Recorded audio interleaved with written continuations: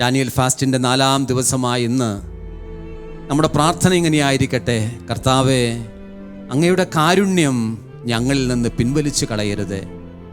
നമ്മളെപ്പോഴും ദൈവത്തിൻ്റെ സ്നേഹത്തെയും ദൈവത്തിൻ്റെ കാരുണ്യത്തെയും കുറിച്ച് ഓർക്കണം. ഭയപ്പെട്ടുകൊണ്ടല്ല ഈശോയെ നമ്മൾ സമീപിക്കേണ്ടത്. ശാപത്തെക്കുറിച്ചോ നാശങ്ങളെക്കുറിച്ചോ അല്ല നമ്മൾ ചിന്തിക്കേണ്ടത്. അവനോടുള്ള അഗാധമായ സ്നേഹത്തിൽ നമ്മുടെ ജീവിതത്തെ നമുക്ക് വീണ്ടെടുക്കാനായിട്ട് കഴിയണം. കഴിഞ്ഞ ദിവസങ്ങളിൽ നമ്മൾ കണ്ടു, സ്വർഗത്തെ ഏറെ പിടിച്ചുലയ്ക്കാൻ സഹായിക്കുന്ന പ്രാർത്ഥനയാണ് നമ്മളിപ്പോൾ ചെയ്തുകൊണ്ടിരിക്കുന്ന ഈ ഡാനിയൽ ഫാസ്റ്റ്.